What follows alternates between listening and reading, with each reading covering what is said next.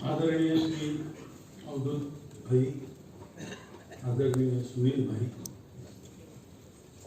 मेरे सामने उपस्थित सभी इस परिसंवाद में विषय रखने के लिए आए हुए सभी सम्माननीय वक्तागण, उपस्थित प्रबुद्ध जन, माता भगिनी और संघ के अधिकारी।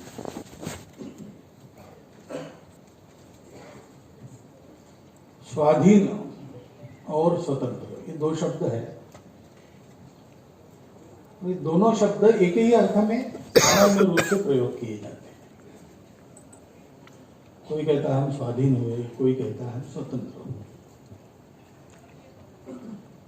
जब एक भाषण में मैंने शायद पिछले विजयादशमी भाषण में कहा स्वाधीनता हमको प्राप्त हुई, अब हमको स्वतंत्र होना है, तो बहुत लोगों ने प्रश्न पूछे कि इन दोनों में अंतर क्या है। थोड़ा सा भाषा का ज्ञान जिसको है वो जानता है इसमें अंतर है, परंतु भाषा शास्त्र की दृष्टि से अधीनता और तंत्र, ये दो विषय मालूम होने के बाद भी जब हम भारत के नागरिक के नाते, भारत माता के पुत्र के नाते, भारत की स्वाधीनता और भारत की स्वतंत्रता, इन दोनों को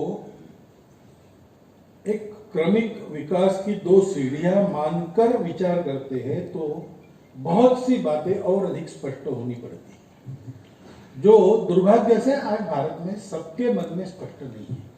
वो स्पष्टता धीरे धीरे सबके बुद्धि में, मन में उतर रही है, लेकिन वो प्रक्रिया अभी पूरी नहीं हुई। और इसका एक मुख्य कारण है कि किसी कारण हम उसको भूल गए। क्यों भूल गए पता नहीं।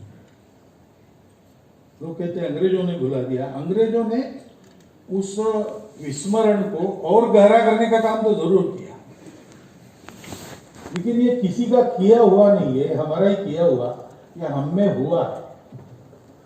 पहले विस्मरण हुआ, बाद में फिर एक अधःपतन की मालिका चली और उसका लाभ हमारे देश पर चिरकाल तक राज्य करना इच्छा करने वाले सभी ने लिया। उसमें सबसे कुटिल अंग्रेज थे। उन्होंने हमारे दिमाग को, मन को ही बदल दिया और उसके लिए जो तत्व का विस्मरण हो गया तो भी तत्व के परिणाम स्वरूप जो रूप दिखता था, जो नाम दिखता था सामने, उस पर ही उन्होंने पर्दा डाल दिया। और ऐसा पर्दा डाल दिया कि ये पर्दा है, यही हमको उन्होंने बुला दिया, यही पद्धति है, ये पर्दा नहीं है, ऐसा ही है, ऐसा मानकर आज भी हम चलते हैं।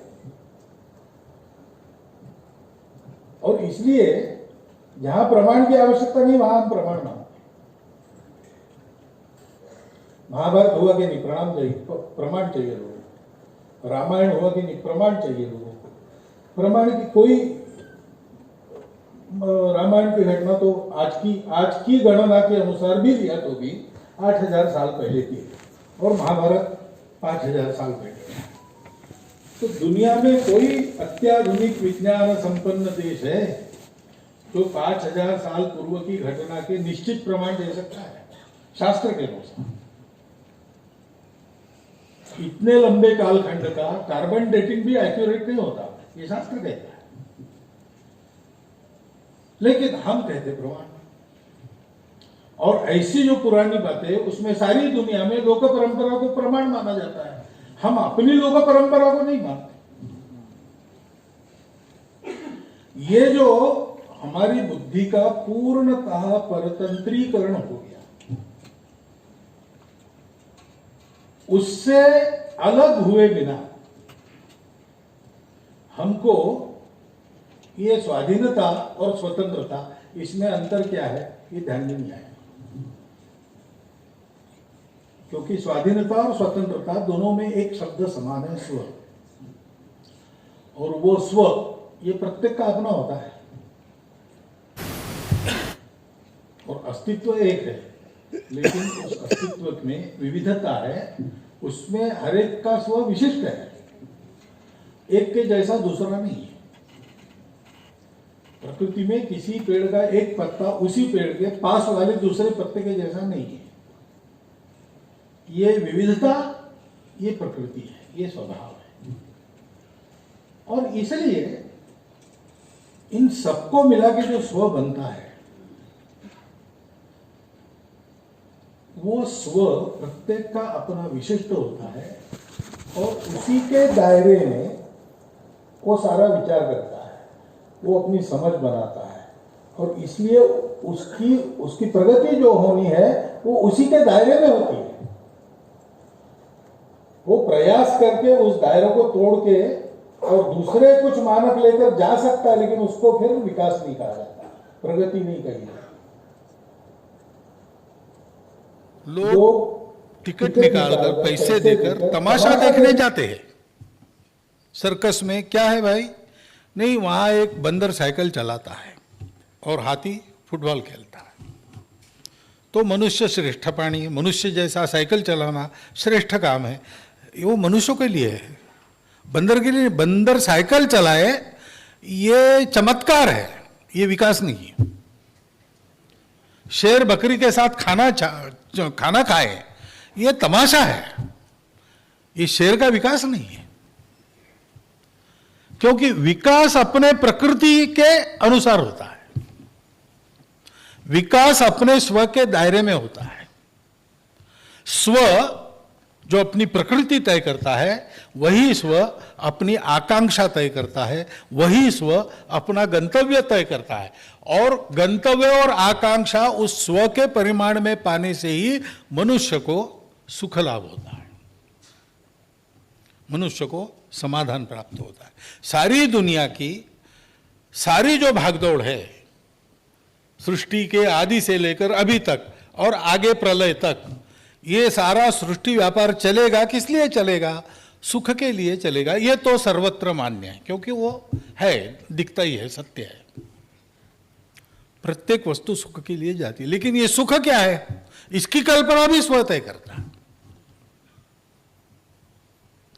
और इसलिए हम देखते हैं कि अब हम अधीन अपने हो गए। हम जिसको तय करते हैं वो इस देश का कारोबार चलाने वाला बनता है। अब अंग्रेज जिसको तय करता है वो इस देश का कारोबार नहीं चलाता, मुगल जिसको तय करते हैं वो इस देश का सूबेदार नहीं बनता। हम यहाँ के लोग, परंपरा से यहाँ बसने वाले लोग, हम मिलकर तय करते हैं। हमने एक तरीका प्रजातंत्र का लिया है, उसके आधार पर चुनाव करते हैं, जो चुन के आते हैं वो राज्य करते हैं। 5 साल के लिए उनको चुना है, 5 साल पक्का है, उसके बाद फिर से आए तो करेंगे, नहीं तो हटेंगे। ये किसकी इच्छा से होता है? ये हमारी इच्छा से होता है। 15 अगस्त 1947 को स्वातंत्र्य की इच्छा करने वाले जनपद को, उसके एक अंश को, उसके भूमि के एक बड़े अंश में ये स्वाधीनता मिली। अब स्व को न समझे तो यहीं से विचार का अंतर शुरू होता है। जैसे वर्णन करते समय लोग कहते हैं 15 अगस्त 1947 को भारत स्वतंत्र हो गया, पाकिस्तान भी स्वतंत्र हो गया। अब ये वर्णन स्व की दृष्टि से विचार करेंगे तो गलत वर्णन है। 15 अगस्त 1947 को आज जिसको भारत कहते हैं वो भूभाग स्वतंत्र हुआ, ये बात बिल्कुल ठीक है, स्वाधीन हो गया, ये बात बिल्कुल ठीक है। लेकिन पाकिस्तान में जो लोग रहते थे, जो वो भूभाग था, उसमें गुलाम बनाने वाले बदल गए, वो स्वतंत्र नहीं हुआ। इसलिए गुलामी में जो जो दुख भोगने पड़ते हैं वो आज भी भोग रहा है। क्योंकि किसके हाथ में सत्ता की बागडोर, इसका तफसील बदल गया, परंतु स्व के अधीन देश का भविष्य नहीं हुआ। इसलिए वो स्वाधीनता भी नहीं है वहां। स्वाधीनता कहना उसको ये भी गलत है। भारत स्वाधीन हो गया, लेकिन भारत के लोगों ने अपने स्व को समझकर उस स्वाधीनता का उपयोग करते हुए अपने आप को स्व में पूर्ण अधिष्ठित करना, ये प्रक्रिया का वो प्रारंभ था। वो प्रक्रिया हम जैसी चलाएंगे, जितनी चलाएंगे, उतना अधिक हम स्वतंत्रता पाएंगे। उदाहरणार्थ, मोटा स्थूल विचार करते हैं तो हम स्वतंत्र हो गए। लेकिन आप डॉक्टर अंबेडकर साहब का भाषण पढ़ेंगे, उसके बाद जो संविधान दिया उन्होंने,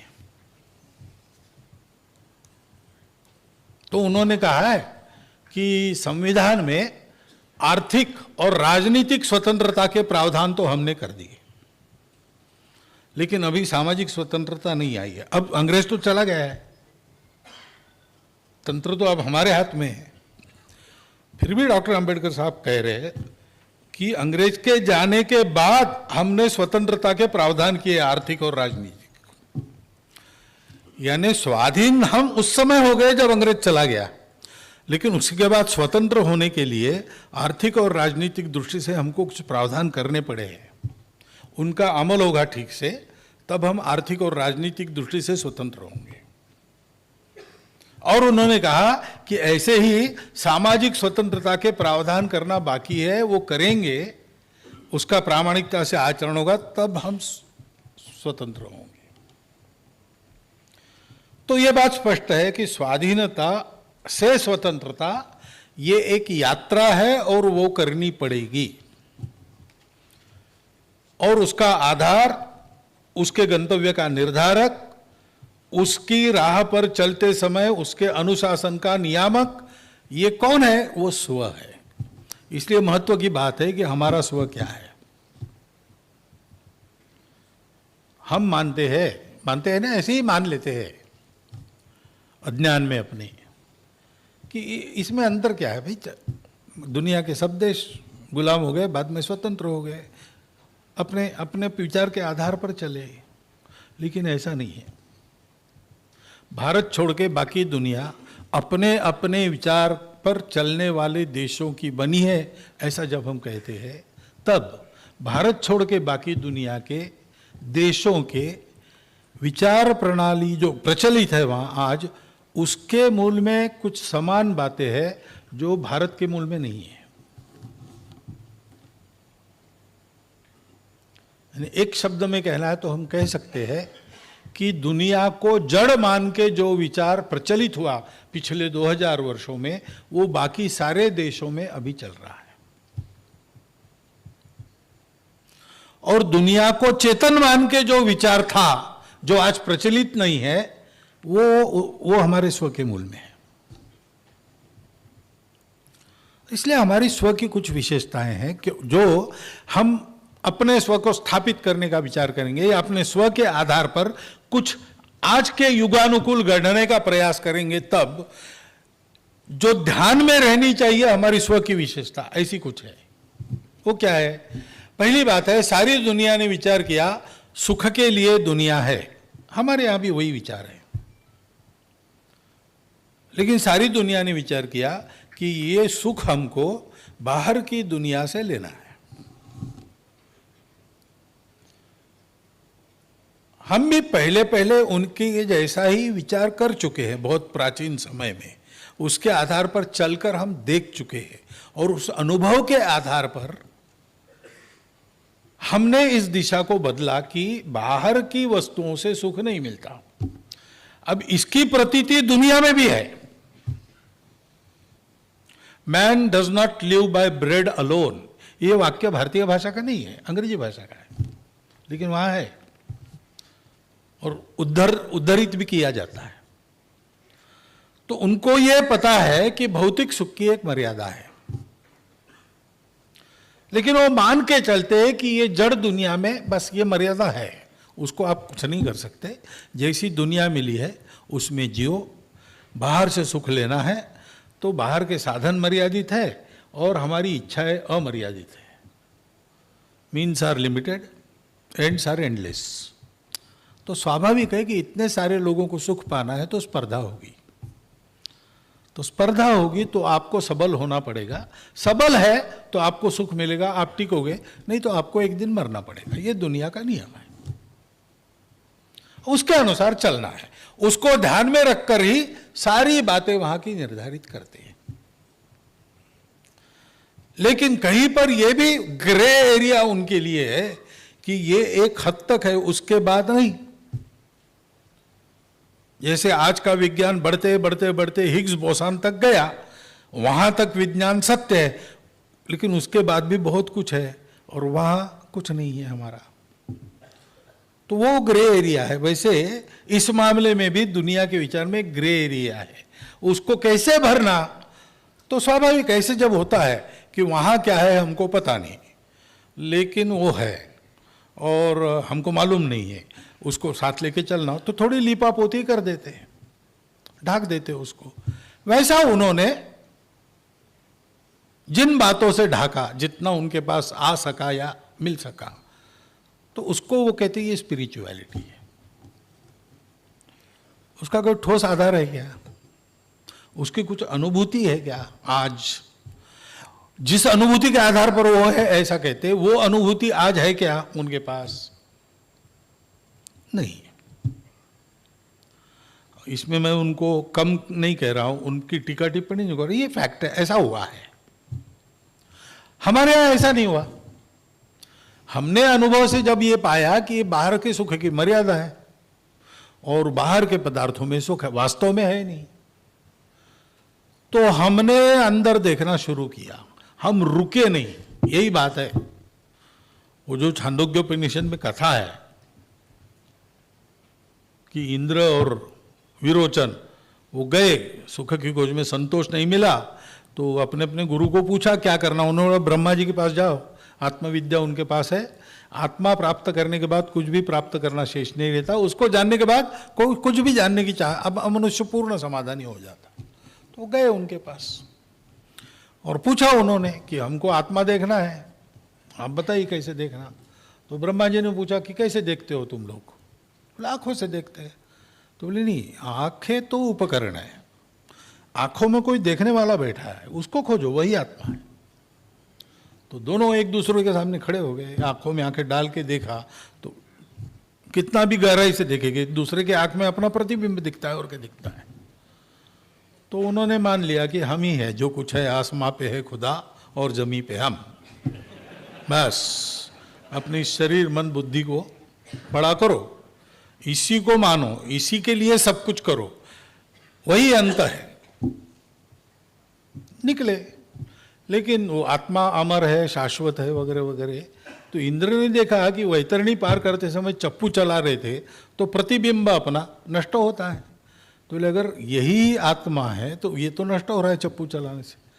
वो विरोचन को कहा कि चलो भैया वापस, कुछ गड़बड़ है। तो विरोचन ने कहा गड़बड़ क्यों होगी? नहीं भाई, हम अब बहुत हो गया, बहुत खोजा हमने, आखिर ब्रह्मा जी ने भी वही कह दिया, तो अब हम कोई ज़्यादा परिश्रम नहीं करने वाले, हम इसी में रहेंगे। इंद्र वापस गया और पहेलियां बुझाई उससे ब्रह्मा जी ने, और अंत में उनको आत्मा मिल गया। ये कथा है। इसका मतलब क्या है कि मानव समाज का एक हिस्सा ऐसा था जो यहां रुक गया और दूसरा हिस्सा था वो रुका नहीं। उपनिषदों में भी ऐसा वचन है कि कभी किसी एक मुनि को बुद्धि हुई, अंदर झांक के देखे, तब अध्यात्म का जन्म हुआ। ये अध्यात्म अपने स्व का मूल आधार है। अध्यात्म यानी आत्मा पर आधारित। ये आत्मा क्या है? वो अस्तित्व का जो चैतन्य है वो सब में होता है, वो एक ही है वास्तव में, लेकिन विविध नाम रूपों में जब वो देखते हैं तो उसको आत्मा कहते हैं। सबका समग्र एक साथ देखते तो परमात्मा कहते हैं। और हमारे पूर्वजों को ये मिल गया कि ये है और ये सब सत्य है। सारा कुछ जो दिखता है वो दिखने वाला अलग अलग है, लेकिन वो है यही, इसी का आविष्कार है। दिखती है विविधता, है एकता। हम आजकल कहते हैं विविधता में एकता, वास्तव में एकता की विविधता। ऐसा हमारे पूर्वजों ने देखा और इसलिए उन्होंने वो सुख पाया, अंदर पाया, निश्शेष, संपूर्ण, कभी भी फीका न पड़ने वाला शाश्वत सुख अपने अंदर है। सुख के लिए बाहर की बातों में दौड़ो मत, क्योंकि वास्तविकता जो शाश्वत है, जो कभी बदलेगी नहीं, वो ये है। और बाकी सब कुछ है वो बदलते रहता, वो है, इसी का रूप है, लेकिन उसके नाम रूप सब बदलते रहते हैं। और इसलिए वो भी है, और जन्म से इसका आभास नहीं होता, ये सब क्रॉस करके जाना पड़ता है तब ये दिखता है, तो इसमें से जाना भी है। इसलिए हमारे यहाँ जीवन का विचार कैसे हुआ कि हाँ भाई, शरीर मन बुद्धि की पोषण आवश्यक है, शरीर मन बुद्धि का की भी जीवन के क्रम में एक स्थान है, जीवन के उन्नति में उसकी एक भूमिका है, तो वो भूमिका कर पाए इतना सक्षम उनको तो रखना होगा। वो उसके लिए भौतिक स्वरूप जो है, जड़ स्वरूप जो है दुनिया का, उसका भी ज्ञान रखना पड़ेगा। परंतु जाना कहाँ है? जाना शाश्वत सुख की पास है। और इसलिए उपनिषदों का आदेश हमारे यहाँ है, अविद्यया मृत्युम तीर्थवा विद्ययामृतम अश्नुते। हमने नकारा नहीं है किसी बात को, क्योंकि हम जानते हैं जो कुछ है वही है, जो कुछ है सत्य ही है, असत्य दुनिया में है नहीं। ना सतो विद्यते भावो, ना भावो विद्यते सता। सत का कभी अभाव नहीं होता और असत का कभी प्रभाव नहीं होता। असत है ही नहीं और सत शाश्वत है। और इसलिए हम किसी बात को नकारते नहीं, जो कुछ है उसी का रूपांतरण है। नकारने में क्या मतलब है? वहां ब्लैक एंड व्हाइट है, वहां अच्छा है बुरा है, यहां भी अच्छा बुरा है, लेकिन वो परिस्थिति देश काल के संदर्भ में रहता है, वो ठीक है, आने जाने वाला रहता है। लेकिन इस सबके परे, इस सबके पीछे जो मूल बात है वो सत्य है।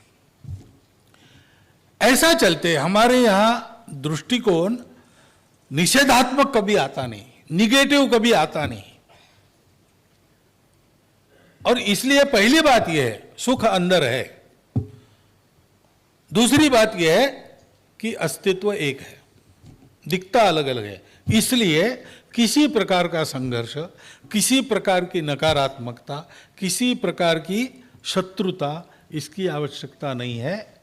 समन्वय से ही चलना है। Survival of the fittest and struggle for existence नहीं है हमारे, समन्वय की बात है। फिटेस्ट का सर्वाइवल नहीं, सर्वे भी सुखिनः सन्तु है, क्योंकि सब सत्य है, सब वही है।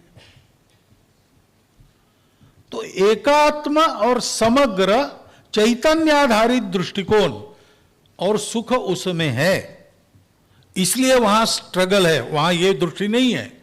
तो सुख मिलेगा तो फिर लड़ना पड़ेगा आपको। लड़ना है इसका मतलब मारना भी है, और लड़ने में सब कुछ माफ है। तो छल कपट वगैरह ये कंपैरेटिव है, कंपैरेटिव है। यानी अच्छी बात के लिए हमने किया, ऐसा we will fight the war for peace, ऐसा कह के लाखों लोगों का संहार होता है और कोई कॉन्ट्रडिक्ट नहीं करता इस बात को। किसी वो पीस के लिए वॉर था, ऐसा आज भी साइट करते हैं लोग।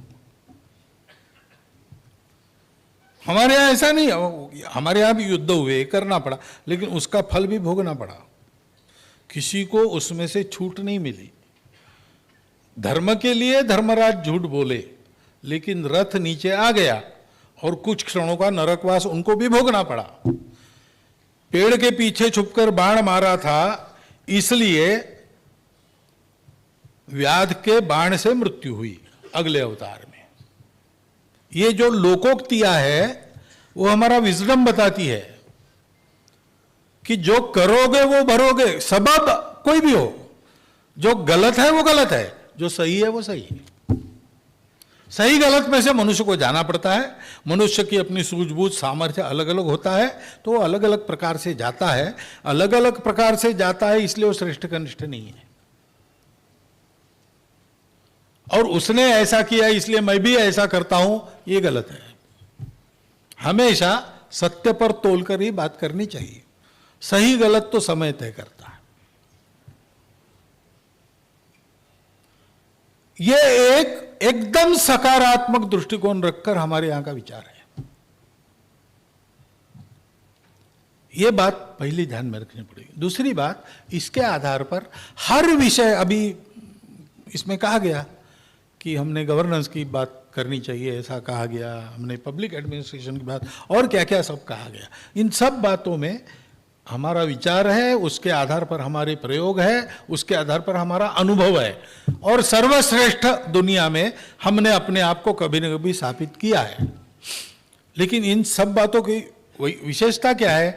ये स्व है, उसके कारण वो एकदम रेडिकली इनोवेटिव ऐसा हो गया। यानी आज इनोवेटिव मुझे यानी नया हो गया, वो है पुराना, लेकिन आज की दुनिया को इनोवेटिव लगता है। ऐसा है क्योंकि हमारी दृष्टि अलग। जैसे अब सुख चाहिए तो सुख कैसे मिलेगा? तो सीधी दुनिया, सुख चाहिए इसलिए सुख के साधन चाहिए, यानी अर्थ पुरुषार्थ चाहिए। कामना पूर्ति के लिए अर्थ पुरुषार्थ चाहिए। हमारे यहाँ चाणक्य कहता है सुखस्य मूलम धर्मम। सुख ये तुम्हारे अकेले का पुरुषार्थ नहीं, और तुमको अकेले को कभी मिलेगा भी नहीं। तुम अकेले कितने भी साधन संपन्न होकर सुखी होने का प्रयास करो, अगर बाकी दुनिया दुखी है वो तुम्हें जीने नहीं देगी। बिल्कुल व्यावहारिक बात है, नित्य अनुभव की बात है। लेकिन पाश्चात्यों की चकाचौंध में उसको हम भूलते चले जा रहे हैं। जब तक समाज सुखी नहीं होगा हम सुखी रह ही नहीं सकते,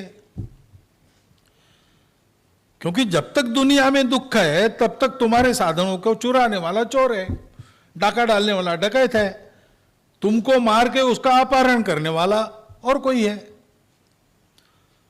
तो तुम सुखी तो नहीं रहोगे, तुम्हारे पास रहेगा, तुम इंतजाम भी करोगे सुरक्षा का, लेकिन तुमको डर से घर में दुबक कर रहना पड़ेगा हमेशा। इतना धन उत्पन्न किया है, इतना धन प्राप्त किया है, उसकी रक्षा कैसे करे इसकी चिंता में नींद की गोली लेके तुम्हें सोना पड़ेगा। नित्य का अनुभव है, ये दृष्टि वहां नहीं है। हमारे यहां चाणक्य कहता है सुखस्य मूलम धर्मम, धर्मस्य मूलम अर्थम, अर्थस्य मूलम राज्यम।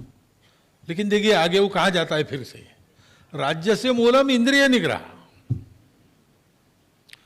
तुम अगर अपने इंद्रियों को संयमित किए बिना सुख चाहोगे तो दुनिया में इतना सामर्थ्य नहीं है तुमको सुख दे सकेगी। गांधी जी का वो वाक्य है ना, world has sufficient for everyone's need but nature can not satisfy your greed. तुम अगर लोभी बनकर चलोगे तो उनको मिलेगा नहीं। इसलिए हमारे सारे तंत्र सब में ब्रह्म देखकर निर्मित किए गए, सबको समझकर। रुद्र में हमारे यहाँ वंदन करते हैं शिव स्वरूपों को, उसमें स्तेनाय स्तेनपतये नमः ऐसा सब कहते हैं। यानी चोरी करने वाला भी चोरी क्यों करता है, उसको भी पेट भरना है, ऐसा कभी कभी अपने यहाँ सुनाई देता है ना, उसका मूल वहां है। सबको स्थान है, सबको दिया है, सबको जीना है भाई। कथाओं में भी देखे ना, शिबी राजा के दरबार में कबूतर आ गया जान बचाने के लिए। शिबी राजा ने उसको, धर्म है राजा का शरणागत को शरण देना, छुपा लिया। बाद में वो बाज आ गया, वो कबूतर खाना है मुझे। तो राजा कहता है कि खाना कैसे, वो मेरी शरण में आ गया, प्रजा का रक्षण करना मेरा धर्म है, मैं नहीं खाने दूंगा तुमको। तो बाज कहता तुम धर्म मुझे बता रहे हो, प्रकृति ने मुझे धर्म दिया है कबूतर खा के पेट भरना, तो तुम उसको सुख देने के लिए धर्म बता रहे हो, मुझे दुख देने के लिए धर्म बता रहे हो। धर्म किसी को कभी भी दुखी नहीं करता, वो सदा सर्वदा आनंद में। तो तथागत ने कहा है प्रारंभ में, मध्य में, अंत में वो आनंददायक ही होता है, सुखदायक ही होता है, ऐसा धर्म होता है। तो मेरा धर्म मैं पालन कर रहा हूं, तुम राजा हो, धर्म रक्षण के बजाय तुम बीच में आ रहे हो। तो फिर राजा कहता तुम्हारी बात सही है। राजा ये नहीं कहता मुझे धर्म मत बताओ, राजा कहता तुम्हारी बात सही, प्रकृति ने तुमको यही दिया है, तो तुम ऐसा करो, तुमको कबूतर का ही मांस खाना चाहिए ऐसा नहीं, मेरा मांस खाओ, मैं अपना मांस देके धर्म की रक्षा करता हूँ। उसको भी शरण मिल गई, तुमको भी अन्न मिल गया, मेरा कर्तव्य पूरा हो गया। तीनों के धर्म की रक्षा है, मेरा मांस ले लो। हमारा दृष्टिकोण कैसा है, यह बताने की बात है। सबके सुख का दृष्टिकोण, सुख शरीर मन बुद्धि को आवश्यक उतना देकर चैतन्य के प्रकाश में वो सब विकसित होते रहे, उतना चैतन्य की ओर बढ़ाने वाला वो सुख। इस मूल से हम अर्थ भी चाहते हैं तो वो धर्म के आधार पर चाहते हैं। अर्थ काम को धर्म के अनुशासन में रखकर चलना है। मोक्ष की साधना भी धर्म के, क्योंकि मोक्ष को मानने वाला समाज रहेगा तब मोक्ष रहेगा। हमारी अपनी जो पूजा है वो पूजा करने वाले रहेंगे तो हम रहेंगे। वो पूजा अगर दुनिया से समाप्त हो जाएगी तो चली गई, फिर हमारे लिए नहीं रहेगी, दूसरी को हो सकती है। धर्मी रहेगा तब धर्म रहेगा। और इसलिए इन सारी बातों में एक संतुलन है। किसी एक्सट्रीम पर हम गए नहीं है, हमने साधना एक्सट्रीम पर जाके की है। सत्य वचन पालन करने के लिए स्वप्न में वचन गया तो राज्य दे दिया। उस वचन का पालन करना है तो पत्नी को और पुत्र को दासावस्था में रहना पड़ा। और स्मशान का रखवाला मैं हूं तो मेरे पुत्र की अंत्येष्टि वहां हो रही, माता के पास नहीं, मेरी पत्नी के पास पैसे नहीं, तो मैं उसको रोकता हूं, नहीं मिलेगा तुमको, यहां जगह नहीं मिलेगी। इतना एक्सट्रीम पर जाके प्रयोग करके हमने सत्य को प्राप्त किया। लेकिन उस सत्य का आचरण करते समय हमने उसको करुणा का पुट दिया है। आज कहना पड़ता है ना, आज के विकास में, प्रगति में टेक्नोलॉजी, हाँ टेक्नोलॉजी चाहिए चाहिए, लेकिन हम कहते हैं कि टेक्नोलॉजी ह्यूमेन चाहिए, मानवीय चाहिए। भाई मनुष्य को पुर्जा बना दे, मनुष्य को गुर्गा बना दे, ऐसी टेक्नोलॉजी किस काम की? मनुष्य को मारकर टेक्नोलॉजी के आधार पर किसको सुखी होना है? वो मानवीय चाहिए। ये मानवीयता कहाँ से आ गई? वहां से आ गई, उस संतुलन से आ गई। धर्म के मूल में सत्य है, वैसे धर्म का दूसरा पैर है करुणा। और इसलिए ये अनुभव, ये भाषण करने के लिए आसान है, लेकिन इसका प्रत्यक्ष अनुभव तभी होता है ना जब अपना तन मन पूरा निर्मल हो, अंतर्बाह्य शुचिता है, तभी इसको समझ सकते हैं। इसलिए उस अंतर्बाह्य शुचिता की व्यवस्था सर्वत्र। तो हम जो करेंगे वो भी शुचिता पूर्ण करेंगे।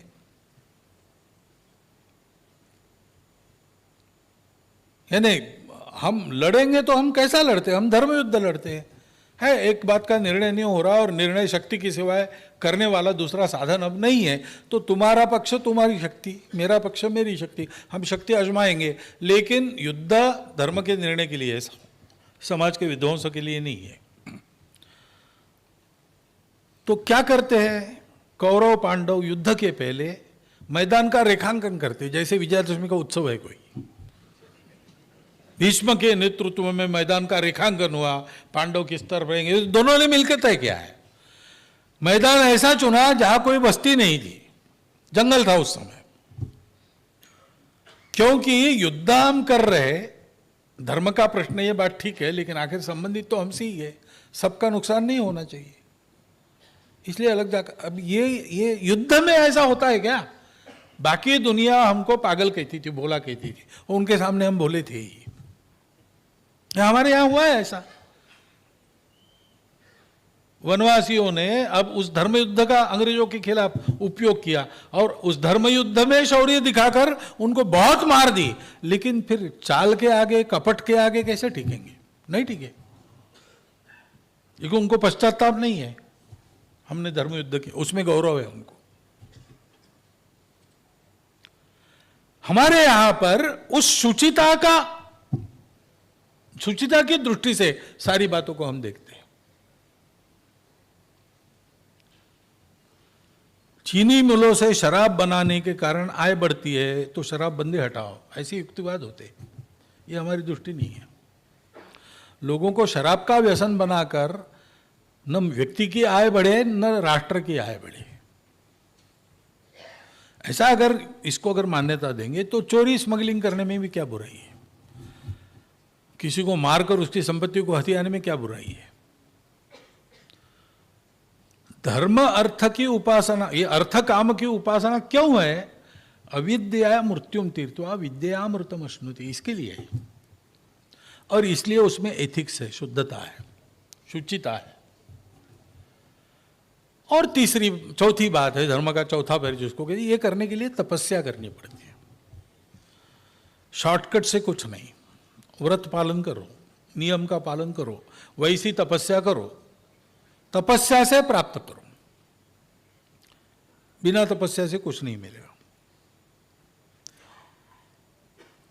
ये सत्य के आधार पर ये 4 पहलों वाला धर्म हमारी सब व्यवस्थाओं का मूल है। इसको ध्यान में रखना पड़ेगा। व्यवस्थाओं का विचार करते युगानुकूल,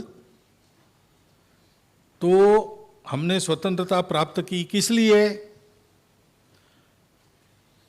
जवाहरलाल जी ऐसा कहेंगे क्या जैसा मैं अभी कह रहा हूं? उन्होंने नहीं कहा है।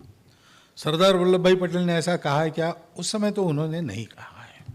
गांधी जी ने थोड़ा बहुत कहा है। लेकिन इन सब लोगों ने जो संसद बनाई उसमें कौन सा बोध वाक्य है? इन सब लोगों ने मिलकर जो संविधान बनाया, जो उसके तहत जो सुप्रीम कोर्ट बना, उसमें क्या लिखा है? सब जगह धर्म है। शब्दों में बोला होगा, नहीं बोला, शायद उनको लगा होगा कि इतना स्पष्ट बोलने का ये समय नहीं है, कुछ भी हो, या वास्तव में लगा होगा कि गलत बात है, दकियानुसी बातें, लेकिन जिस मिट्टी के बने थे वो मिट्टी बोल रही थी ना, वो मिट्टी वही करवाएगी उनसे जो उनके प्रकृति में। स्व को छोड़ के कुछ नहीं होता है, स्व के छोड़ के सर्कस या तमाशा होता है। और इसलिए आप देखेंगे अपने संविधान को भी, सारी बातों को भी, तो उसमें वही स्व झलकता है। उस स्व के आधार पर हर बात का हमको नया विचार करना पड़ेगा। हम ज्ञान को विदेशी या गलत ऐसा बिल्कुल नहीं मानते। हमारे यहां सब बातों का आनो भद्रा क्रतवो यंतु विश्वता, सारे विश्व से अच्छे विचार आए, भद्र क्रतु हमारे पास आए, ऐसा हम कहते हैं।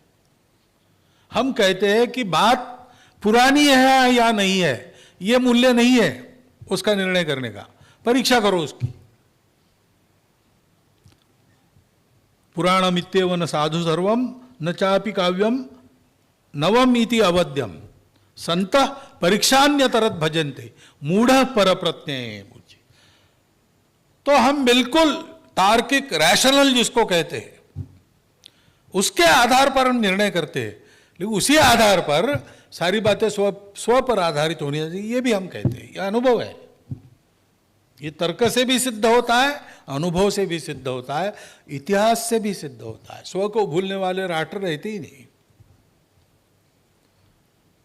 और युगानुयुग हमारा देश चला है, कितने उतार चढ़ाव आए, कैसे आए हैं, लेकिन हर काल में हमारे स्व को जीवित रखने वाली गतिविधियां हमारे देश में चली, उसको चलाने वाले लोग चले।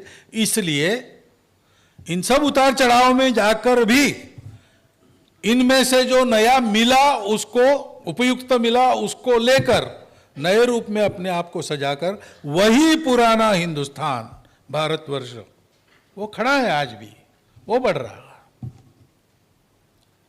ये तो है ही। लेकिन और एक बात है कि अधूरी विचारधारा के आधार पर जो 2000 वर्षों के प्रयोग चले, वो आज सब अयशस्वी होते हुए दिखाई दे रहे हैं। अब मूल की ये बात, न्यूटोनियन फिजिक्स अब नहीं चलता भाई, आइंस्टाइन भी पुराना हो गया, अब क्वांटम लीप के आगे चले गए लोग। और उस प्रकार के बुद्धि के क्षेत्र में विचार को कल्पना देने वाला, विचार को शब्दों में बांध सकने वाला विचार किसके पास है? वो तो हमारे पास है। हमारा नासदीय सूक्त है, हमारा पुरुष सूक्त है। विश्व की ये कल्पना जो 500 वर्ष विज्ञान के बहुत दौड़ के बाद थोड़ी थोड़ी उनको स्पष्ट हो रही, वो हमारे यहाँ अपने अनुभूति में लाकर वैसा जीवन जीने वाले लोग आज भी हैं, साक्षात्कारी लोग हैं। और इसलिए सब क्षेत्रों में लोगों को प्रतीक्षा है, पूरी दुनिया के लोगों को प्रतीक्षा है। हमारे विकास के प्रतिमान वो विफल हो गए, कुछ नया खोजना चाहिए।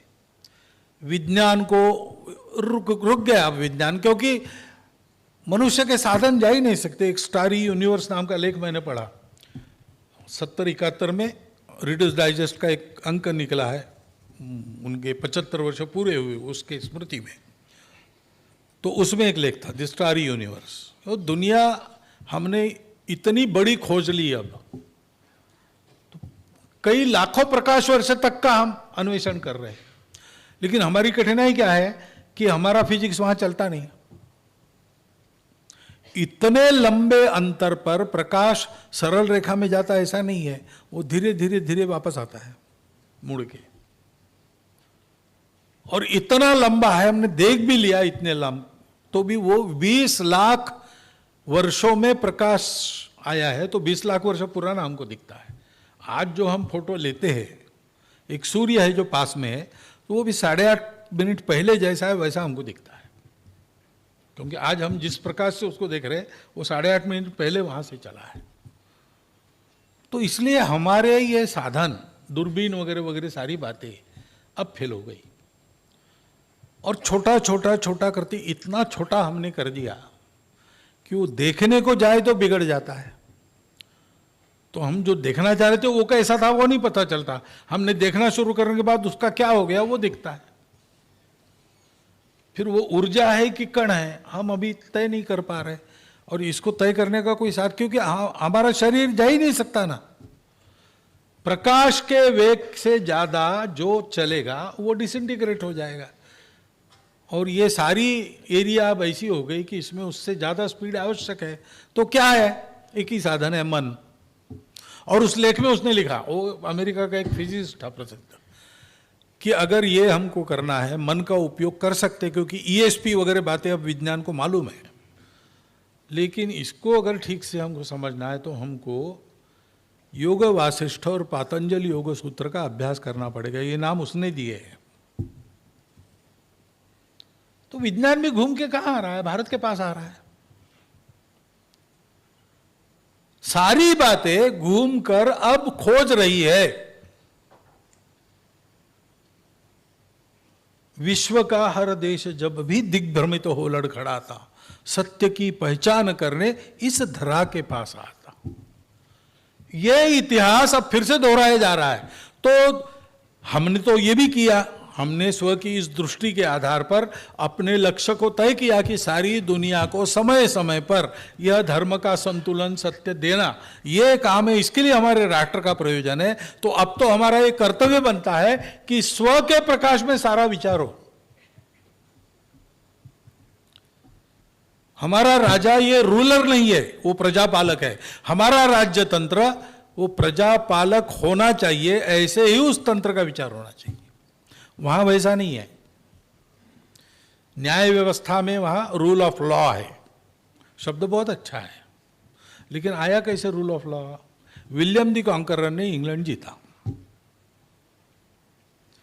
उसके ध्यान में आया कि राजा तो मैं बना, लेकिन जमीनें सारे इंग्लैंड की लोगों की है, वो मालिक है।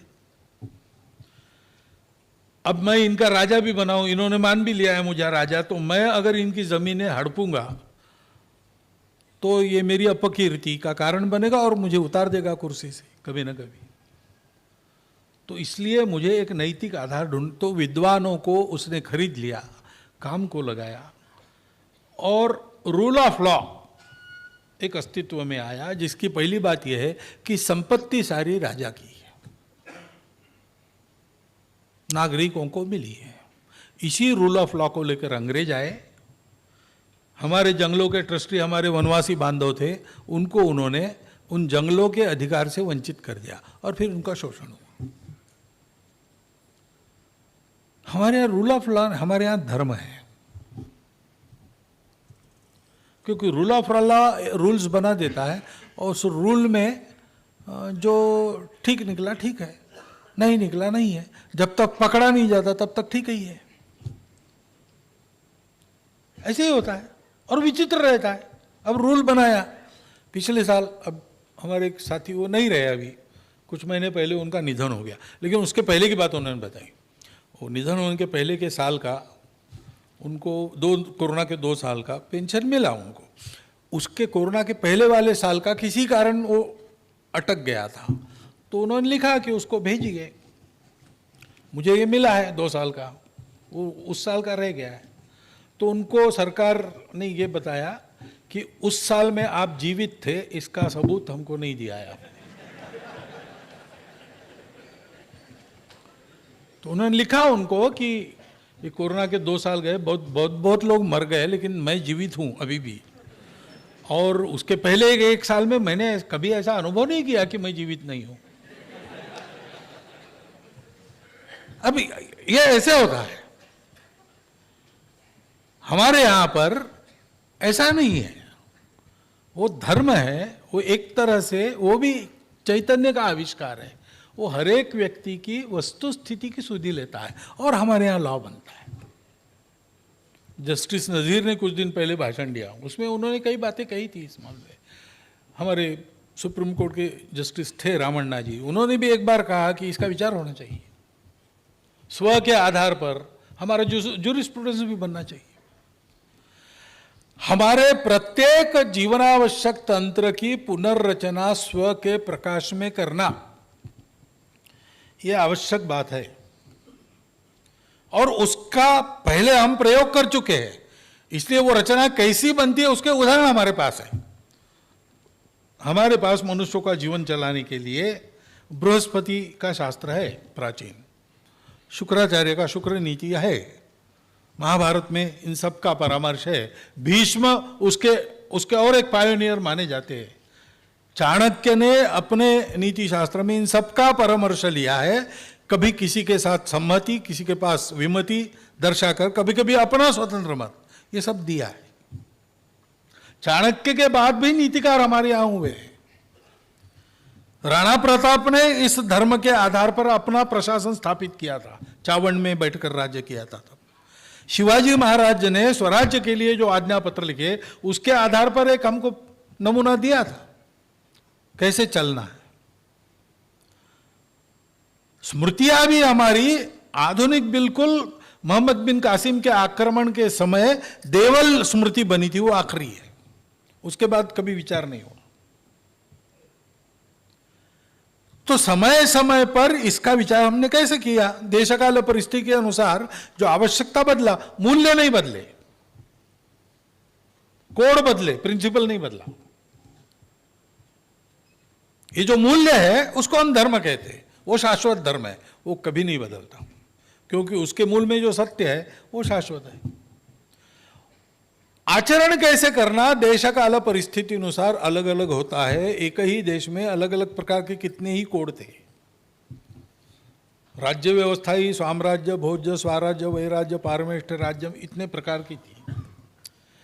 सारी विविधता को न्याय देकर विविधता में अलग अलग प्रकार के तंत्र भी बनेंगे, फिर भी संपूर्ण देश के लोग अपने आप को एक राष्ट्र का अंग मानेंगे। इतना ही नहीं, उस राष्ट्र को वसुधा रूपी कुटुंब को बढ़ाने वाला घटक मानेंगे।